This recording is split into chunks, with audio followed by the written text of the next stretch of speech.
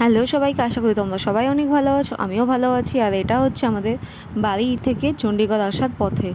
তো আমাদের ছিল শিয়ালদা থেকে রাজধানী, যেটা নিউ দিল্লি অবধি। তো বেশিরভাগই আমাদের শিয়ালদা টু দিল্লি থাকে, দিল্লি টু চণ্ডীগড় থাকে শতাব্দী এক্সপ্রেস। তো এই আমরা আজকে একটু তাড়াতাড়ি পৌঁছে গেছি, তো রীতিমতো একটু ফাঁকাই ছিল। দেন আস্তে আস্তে চলো তোমাদেরকে একটু বাথরুমটাও দেখাই, পরিষ্কার পরিচ্ছন্ন আর খুবই ভালো ছিল। বারবারই ভাবি ভিডিও করে তোমাদের সাথে শেয়ার করব, কিন্তু করা হয় না। এতটাই ব্যস্ত থাকি আসার সময় যাওয়ার সময়। তো এই ছিল, এটা হচ্ছে আমাদের শিয়ালদা স্টেশন। ট্রেনটা এখনও দাঁড়িয়ে ছিল, এরপরে ছেড়ে দিল। দেওয়ার পরে আমরা যাব দিল্লি। দিল্লি রাজধানী মানে একটু তাড়াতাড়ি পৌঁছবে, ওখান থেকে আমাদের শতাব্দী এক্সপ্রেস ছিল।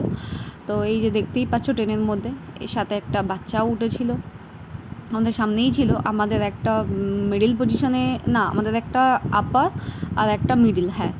তো এই ছিল। তারপরেই আমাদের নাস্তা দিয়েছিল, দেখতেই পাচ্ছ এটা বিকালে।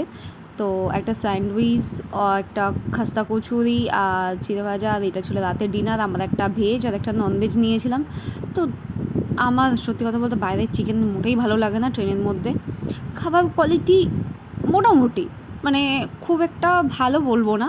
আর এই যে আবার চায়ের জন্য জল দিয়েছিল, চা বিস্কুট। আর এই যে দেখো সবাই মোবাইল দেখছে, কেউ খাচ্ছে। এটা পরের দিন সকালে। তো এই হচ্ছে ট্রেনের মধ্যে অবস্থা, তোমাদের সাথে আমি শেয়ার করলাম। আর আমার sandwich, mango juice, butter, tomato ketchup, ওই যে আমার হাজব্যান্ড ওইদিকে খাচ্ছে ও বসে বসে।